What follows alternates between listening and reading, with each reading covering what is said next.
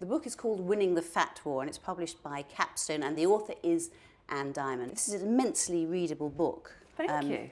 Good. I really sort of waded into it. Was it difficult to write? No, it was too easy to write. There was so much. You ought to still see the office at home. I've still got so much that I couldn't put in it. And I got to the point where my head was too full of facts, because every academic and every professor and every clinician that I rang up all over the world said, can I come and see you and talk about this? They were so desperate to pass on their messages, and they had so much information. I couldn't really take it all in. So there's an awful lot I haven't been able to put in. I just had to put in the most easy to understand stuff. It's taken you all over the world, hasn't it? I mean, you mentioned all the experts. Sydney, Tokyo, San Francisco, Mumbai, everywhere. Everywhere is suffering from fat. Fat's happening all over the globe. You call it the biggest threat to humanity. Is that slightly overstating things? Well, actually, that's not my words. It's the words of the Surgeon General in the United States and our own health minister. They're all saying it's the biggest threat to the world since the Cold War, or they say since global warming. And frankly, we're not going to be around long enough to actually feel the effects of global warming. If we don't do something about the obesity crisis, we're all going to die of fat. We're going to eat ourselves to death, basically. Yeah, it's a terrible, terrible reality, very stark truth. And you're very passionate, and you're very sort of raw in here as well. I mean, everything is very much from the heart. You talk about personal experience. I'm so fed up with people brushing it to one side and saying, oh, fat, it's all about people who eat too many pies. I've actually had that said to me by various presenters on television programmes. Excuse me, I don't think I've ever eaten a pie, actually. And then somebody else said, oh, yeah, it's about too many people dipping their chips in mayonnaise. Well, I've never done that either. I'm just an ordinary, regular person who actually lives a very busy life. And I'm not stupid either. I know about the equation of energy in and energy out. And still, after managing a family and juggling a career and doing all the things that most of us try very hard to do in life, I still can't manage my weight. Now, why not? And it's driving me nuts. And so many other people seem to be saying the same thing to me. I thought, I've got to find out why it's so hard. But what happened? Because, I mean, you look great now. So you've obviously fought and won the war. And you were tiny when you first came out on, on television. Elfin. Yes, well, exactly. Well, how did you get fat? I think I'm beginning to understand now. I don't really know, but basically I became a mum 5 times over, which I can see doesn't help. And I think there probably is something very basically physiologically that changes inside you when you have a lot of babies. There's also something I think physiologically that changes inside of you. You respond to things differently as you get older. Yeah. Now, we all know that quite well.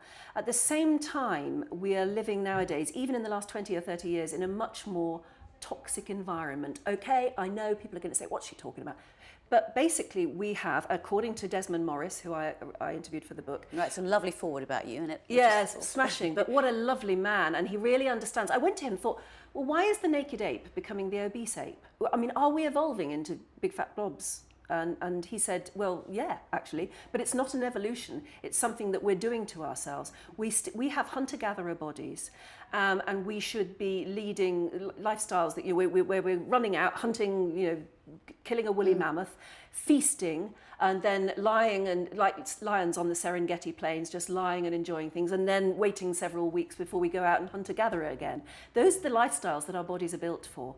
And nowadays we live in an environment which is actually the antithesis of that. He says what's surprising is not that we're all putting on weight, is that quite a few of us are managing to be slim. Now, you had very drastic surgery, didn't you? Which was botch, which you described. Oh, yeah. I mean, there are so many lessons to learn from my story. Gosh, I know. You're very brave putting it out there. I don't think I would have put it out there if I'd had much choice. Unfortunately, the papers got hold of it, and then I just had to come clean and talk about it. But yeah, first of all, I thought the only thing after doing every diet and losing the same 4 stone 4 times over, which is demoralising. So I'm good at dieting. I can do the willpower thing. I just, when I go back to my lifestyle, there's something about my lifestyle that makes me fat. And I'm not daft, but something about it does. And so I ended up the 4th time thinking, I can't do this again. I can't. And I actually found myself Googling jaw wiring, stomach stapling, those words that you just hear. And up came this thing about gastric bands. And I'd never heard of it. I thought it was something only very strange American people did. But there is an industry, and it is an industry, so again I would say beware, There is a big industry now in providing gastric surgery for people who want to lose weight. And I thought I could save money, and I've looked at all the adverts for going and getting it done on the continent, where it is apparently much cheaper. And in Belgium, they gave me a gastric band, which wouldn't work. It didn't work for me, and I couldn't figure it out. I went back several times and saying, what's going on? And they said, oh, we'll fill it, because you can adjust gastric bands. We'll adjust it, and it'll work then. And it never did. And in the end, an X-ray showed that they'd put it in the wrong place. And I had to have it redone here in Britain. So, look, lots of people get in touch with me and say they've had very successful operations on the continent. So I'm not going to judge. All I'm going to say is that's my story, and take from it what you will. And I think you're very brave, and this is a very readable book. And good luck with it. Thank you very much. Thank you very much for coming on to Bookzone TV. Thank you. That was Anne Diamond talking about her book, Winning the Fat War, which is published by Capstone.